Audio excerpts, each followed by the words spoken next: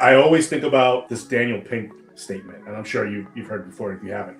He said 30 years ago, and it's crazy to say 30 years ago, it was like 30 years ago when you sought out an expert, you sought out somebody that had access to knowledge that you wouldn't have, because at that point in time, access to knowledge was not readily available. So like if you went to a Dan Powell, dude with years of coaching track at the highest level, whoever taught him, whoever his mentor was, like the information legitimately was what separated an expert from somebody that was learning. Clearly that's not the case anymore. He said now an expert is the person that can synthesize all of the information that's available. And I would actually take it a step further, because he made that comment 6 years ago, which was like right at the beginning of COVID. And I would venture to say now the expert is the person, like you said, that can now have the information, synthesize it, and then apply it into the context that is presented to them. Like there's this other level of the expert isn't the information, it's the application of that information to the specific context that is presented to them that can change tomorrow with a completely different person. So most coaches think they need another certification, and I don't think they need another course. I think they need a better operating system. I had a conversation recently with Rich Clark. He runs the master's program at Altus, one of the most respected performance and education institutions in the world. He works with coaches who already have the credentials, so the degrees, the certifications, the technical knowledge. And he said something that stopped me because it confirmed something I've believed for years in language sharper than I'd had for myself. In this video, I'm going to walk you through exactly what he said, why it's true, and what it actually means for how you should be spending your time as a coach. Because right now, most coaches are solving the wrong problem entirely. Rich was describing how most coaching education actually gets delivered. So the physiologist teaches the physiology, the biomechanist teaches the biomechanics, and the applied strength and conditioning coach teaches the applied piece. Each one separately, often delivering genuinely good information. Here's Rich describing what happens next. I think what's been missing for a really long time isn't actually information. It's not a topic. It's not knowledge. It's not information. It's not a topic. It's not content. People are surrounded by that, right? Like you can go on YouTube, you can listen to podcasts, and you could probably consume every single piece of training related information that exists in the world. Read Substack, you could find it. All of that exists. And I would actually say there are lots of good programs in the traditional system that go through maybe most of those core components of that information. It exists, but the piece that is the missing component for people is everybody needs help and is a little bit lost with piecing those things together. Yes, and actually kind of going, I heard these three things, and these are three different people saying three similar things. How do they actually synthesize, converge themselves together for there to be some core principles that are interacting and similar between all of those different perspectives? And that these are the things which actually guide what I do in my circumstance and my context, because it's not the same as what theirs is. And I think what you traditionally get is you get everything delivered very separately. You get, okay, well, the physiologist will deliver this stuff, the biomechanist will deliver this stuff, the applied S&C coach will deliver this stuff, and you get these little kind of pockets of potentially sometimes really good information, other times not. But then the student is left with, okay, I'm trying to piece these together, but actually the piecing of them together is a whole nother layer of if, buts, maybes, but there's also this principle, and then these two things. So the expertise piece, I think, is probably a great way to put it, where synthesizing stuff together, making connections, and ordering all of the information which you've got access to in a way that it actually becomes useful is the number one piece by a country mile that is missing. Not a topic, not a domain, not a specific technique that's underrepresented in the curriculum.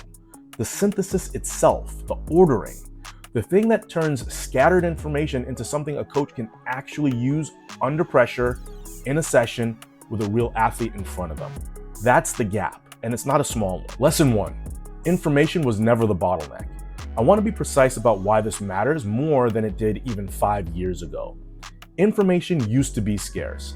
If you wanted to know something in this field, you needed access, so a mentor, a textbook, a conference, a certification that gated the knowledge behind a fee and an exam. That's gone, and completely gone.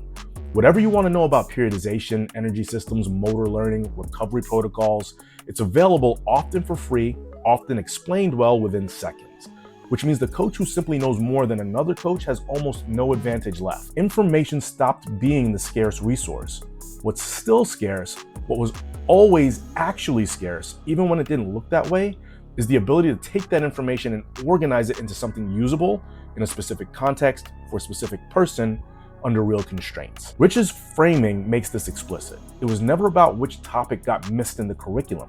It's about what happens to the topics once a coach has them, whether they get organized into something coherent or whether they just sit there as separate, disconnected pockets of knowledge waiting to be reassembled from scratch every time. Lesson 2, the apex skill. Later in the conversation, something was said that I think deserves to be named directly, because it's the clearest possible articulation of what coaching education should actually be training. Rich had been talking about his own process, not being attached to being right, but caring about whether his thinking process itself was transferable, whether he could deconstruct a problem in a consistent way every time, regardless of the specific problem in front of him. It was at that point that we were finally discussing the true skill that a coach should possess, in my opinion, and that this is the apex skill, because that's the trick of it.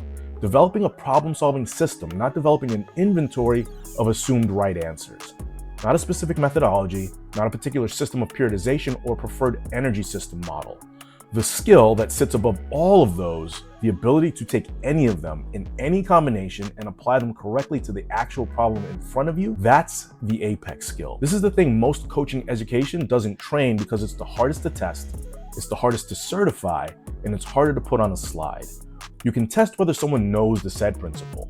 You can't easily test whether someone can look at a confused, overloaded athlete and correctly diagnose which of the 15 possible frameworks actually applies to this specific case right now. The second skill is the apex skill, and almost nobody is teaching it directly. Lesson 3, why this gets worse, not better, with more education. Here's the part of this that should genuinely concern you if you're a coach who's been collecting credentials for years. More certifications don't close this gap. They actually make it worse. Every new certification hands you another domain of information delivered the same siloed way Rich described. Physiology over here, biomechanics over there, programming theory somewhere else, never taught in relation to each other.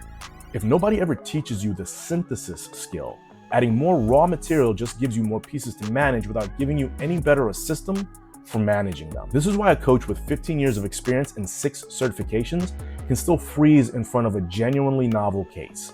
The knowledge is there.